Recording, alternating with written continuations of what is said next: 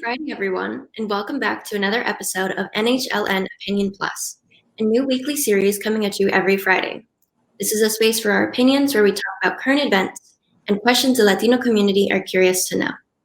Today, we are joined by Commissioner Frank Edelblut of the New Hampshire Department of Education.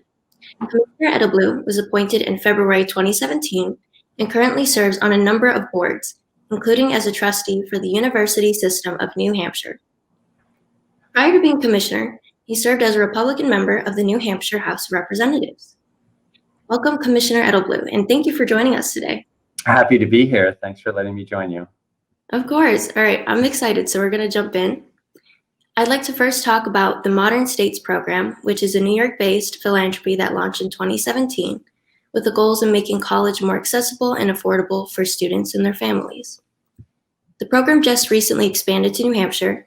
Could you tell us exactly what the program and New Hampshire Freshmen for Free launched, and what were the most influential factors behind this new program? Sure. I think the most influential factor behind these programs really is something that we're all experiencing right now, which is a global pandemic, which has significantly disrupted educational opportunities for our students across New Hampshire, but really across the globe. Modern States is a program that has created a number of online course options for students. I believe there are over 30 course options across a variety of subjects. And these are courses that are taught by well-known college professors from MIT, from Columbia, from Tufts. And these courses allow students to engage in their education in an asynchronous way. And what we've discovered is that through the pandemic, a lot of education has been disrupted, and sometimes students are looking for alternative pathways and alternative options to be able to engage their instruction and their education.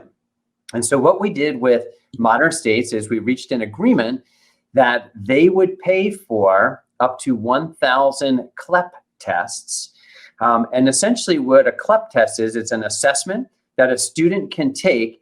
And if they are successful on that assessment, they then basically have college credit available to them at over 2,900 colleges and universities.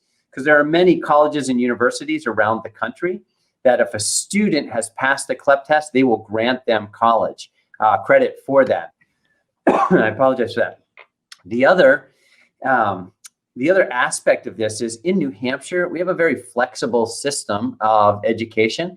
It's often referred to as a competency-based system.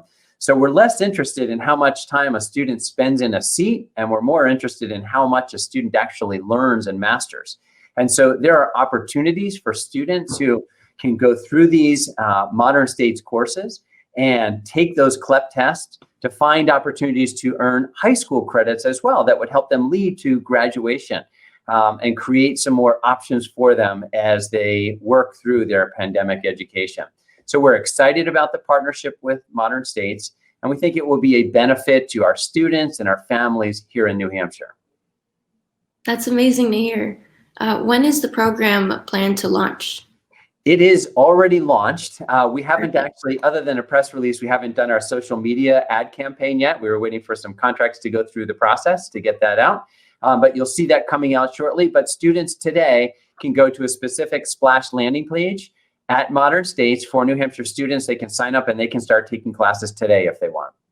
Okay, great. Thank you for that. A report released this past summer by the New Hampshire Physical Policy Institute found that the overall poverty rate within New Hampshire from 2014 to 2018 was 7.9%, while Latino individuals faced poverty of 17.8% in the state. How can this program aid young Latino students hoping to afford and enroll within higher education? So this is really a great opportunity for Latino students, but really any student, and I don't care whatever background they come from. The Modern States approach is really to be able to, and they talk about this, getting an entire year of college for free.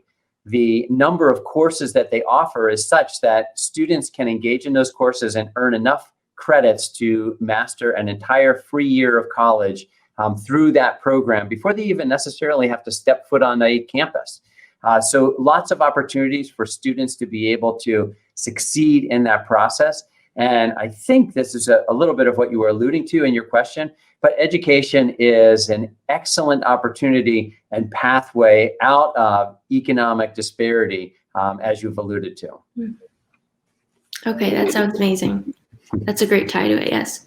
According to the Modern States Program website, all of the courses are online, and recent studies by the Pew Research Center and SOMOS found that only 57% of Hispanic individuals own a laptop or computer, and about 40% of U.S. Latino households do not have broadband internet access. How can or has your department made this program accessible to students who face these issues of accessibility?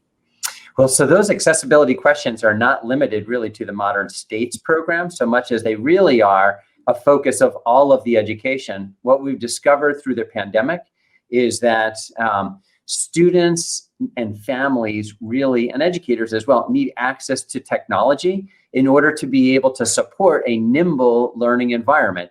And so we may have students that are in an in-person instructional environment, but they may find themselves in a circumstance where they have to pivot to remote. Maybe they have to go on quarantine because they've been exposed to someone who is COVID positive. And that may mean that they're out of that in-person learning environment for up to 14 days. Well, we don't want them just going home. We want to have continuity of instruction for them.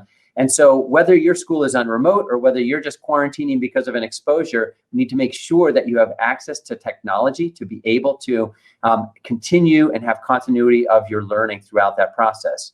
Here in New Hampshire, we've done a lot of work through this pandemic to make sure that as many as possible of our families can access the education. It was interesting. I was looking at a recent study by, who is it called? It's called Closing the K-12 Digital Divide in the Age of Distance Learning. And they basically map across and they look at percentage of students without access to devices and then percentage of students without access to a good, solid, reliable internet connection. And believe it or not, New Hampshire is what is the highest ranking state on this particular study, which means that we have done a lot of work to make sure that our students have devices and that they have internet access. Now, that doesn't mean that every student in New Hampshire has attained that.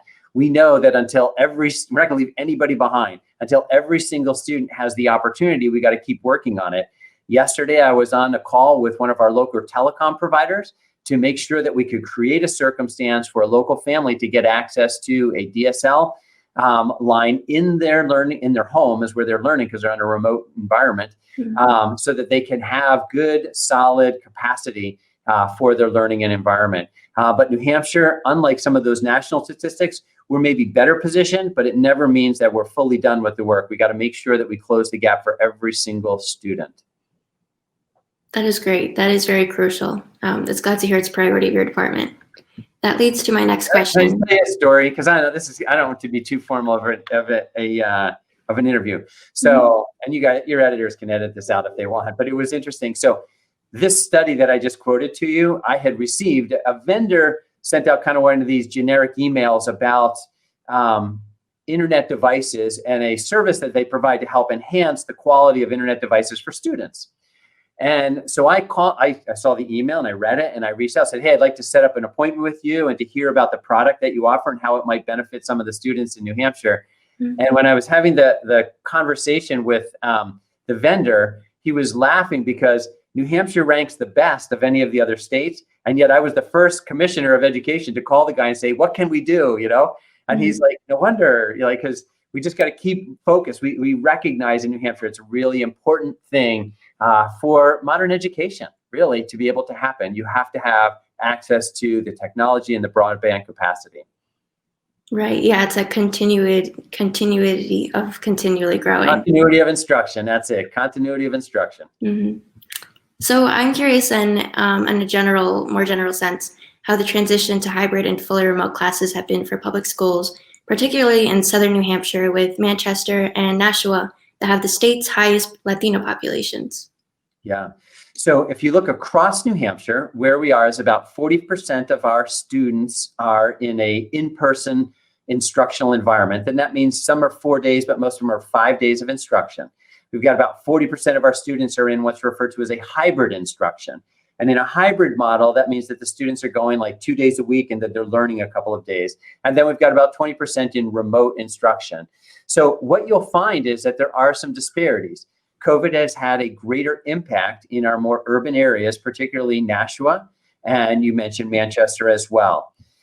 Manchester, I know, has been working very hard to be able to get their students to a place where they're able to get into in-person instruction, and just recently began transitioning some of those students back in. But they had not been able to have all of those students in that environment up to this point in time. And they're really starting with some of the younger students who struggle the most with remote instruction. In Nashua, they have not been able to attain in-person instruction and are still in a remote environment.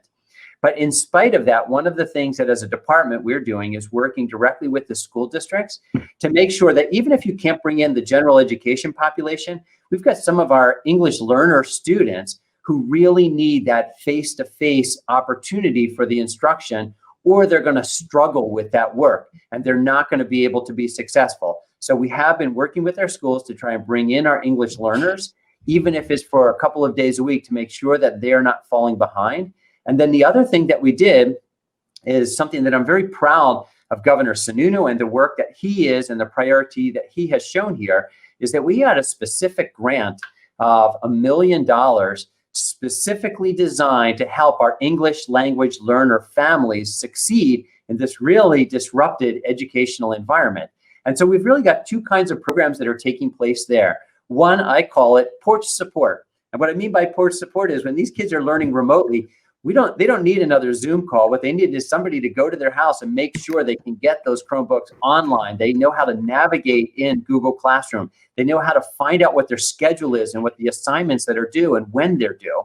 And then the other is really called family support, which is oftentimes what we found in the spring is that students of our English language learners maybe were falling behind because they weren't able to access the technology, or they weren't able to access the learning for whatever reason, but the parents didn't know that their children were falling behind. And so they didn't have the ability to help support those. And so we've created another parent program to be able to support the families to support our English language learners as well. And so another benefit, I think, that we're really trying to focus and make sure that nobody in this state is falling behind.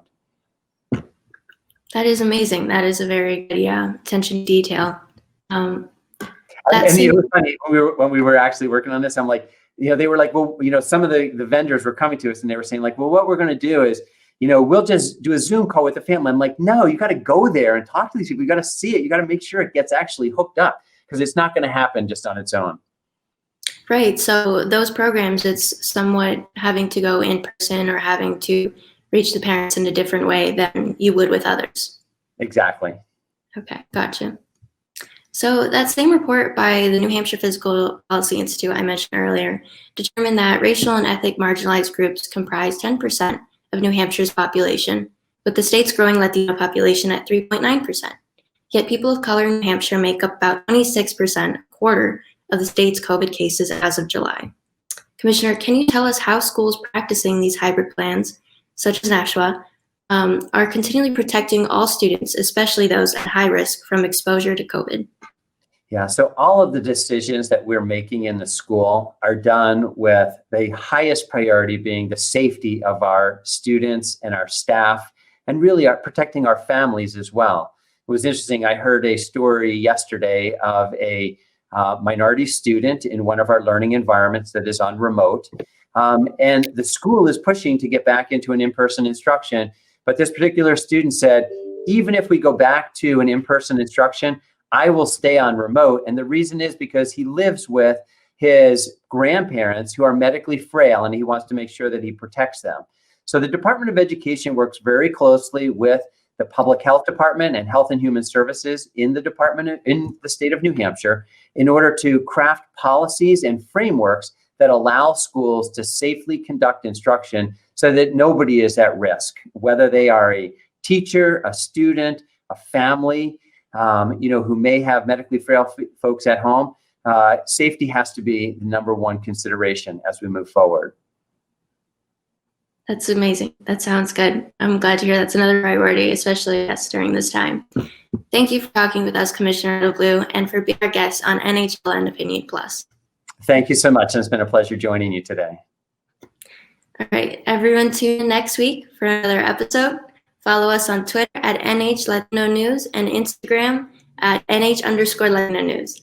I'm Belen Dumont with NHLN Opinion Plus. See you next time.